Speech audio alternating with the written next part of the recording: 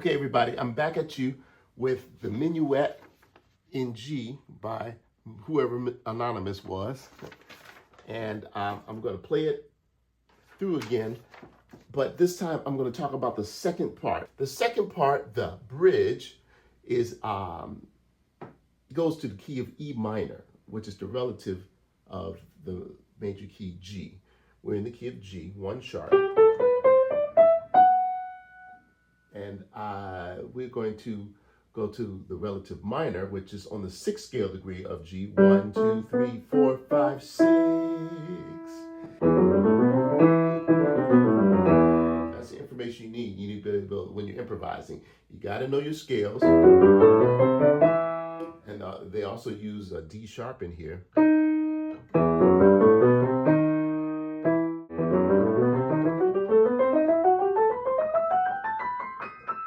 They call that the harmonic minor scale. Okay. All right. So now let's start there. I'll just play the straight melody. 1, ready, go.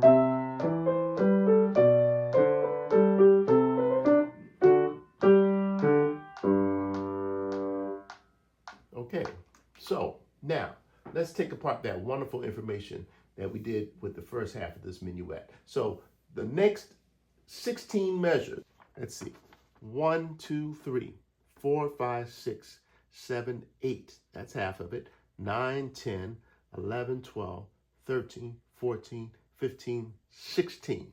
We got 16 measures. 1, ready, go.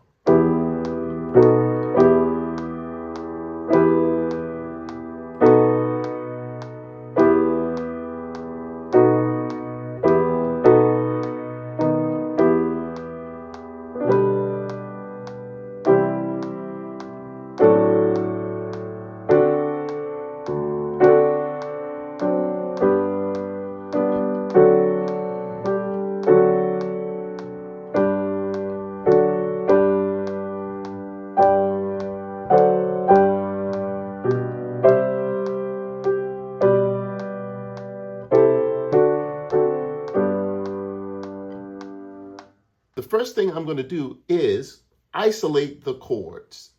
We don't read scores like this.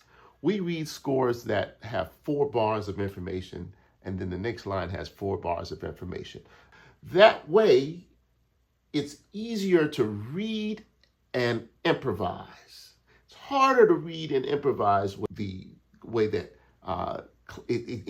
to us as people who are used to seeing it 4 and 4 and 4, it looks jumbled up because the way it's written is not for you to analyze it easily. It's to get the notes on the page, okay? So in order to have it visually simple enough so that you can improvise easily, I'm going to show you how to do it. Okay, first you got to find out what those chords are. You're going to take that information and you're going to transcribe it to a book with lines. Now, I only need 8 bars, so what I've got here is sufficient. First thing I'm going to do, I'm going to split it all in half. I'll split that line in half, then I'll split the next line in half. I mean, the next 1/2 of the half in half, and then I'll split the 1/2 of the next half in half. Okay, and that gives me 16 parts. All right, 4, 4, 4, 4. Now, I'm going to write the chords in. You should put a clef sign, a key signature, and a time signature. So that solves a lot of problems when the musician can see that information. Okay, first, I need E minor for 2 beats. I need B7 for 1 beat. That slash means 1, and then play that same chord again. Now I need E minor for a whole measure. Now, instead of me writing E minor again, a lot of times it's best to just leave it open. That makes your chart with less information. Less is more, because your eye doesn't need to see E minor again. Okay, you know if it's blank, then you know it's the same chord again. Okay, let's go to the fourth measure, B7. Okay, now the fifth measure, E minor again, a whole measure, whole 3 beats. Okay, 2 beats of B7 and 1 beat of E minor. Now see the way I spaced it out? I could just leave that slash off, and the musician will know that the E minor comes on the 3rd beat. That's something that we develop over time, and we know what's going on. 1, 2, 3, 4. Okay, the 5th measure is E minor. 6th measure is B7 to E minor. And the 7th measure is a whole measure of B7. And a whole measure, and then the last measure is a whole measure of E minor. Okay, now, I'll play that section again, just the melody.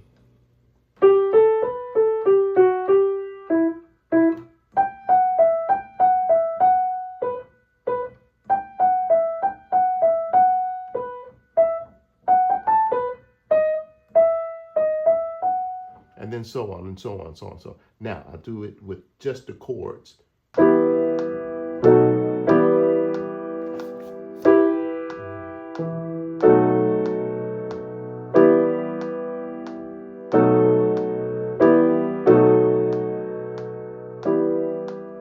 Nice little progression, right? Let's do an exercise. This is how to be creative, and you're working on your technique at the same time exercise. I'm going to play a simplified thing instead of going and then B7. It's too much to get in that quickly. So I'm going to slow the metronome down, even slower than what you just heard me. 2, 3, 1, 2, 3. And I'm going to do just the first 3 notes of each arpeggio.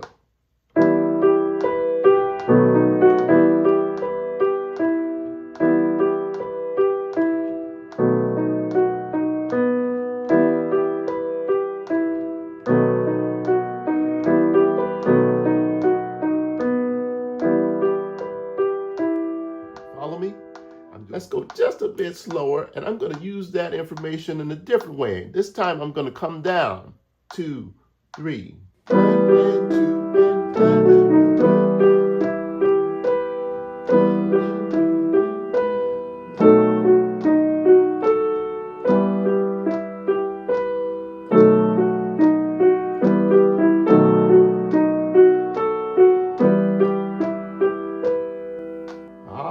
Again. 1, ready, go.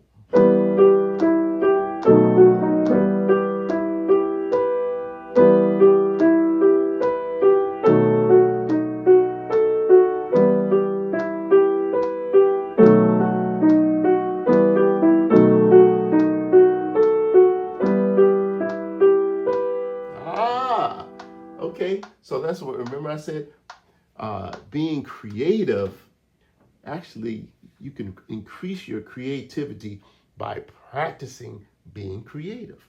You take information in one section and you apply it to other sections. And before you know it, you're creating some things that you didn't even know that you could create. Okay, everybody, so that video was getting a little long, so I'm going to split it in 2, and you're going to get part 2 in a little bit, and then soon after you'll get part 3. Okay, take care.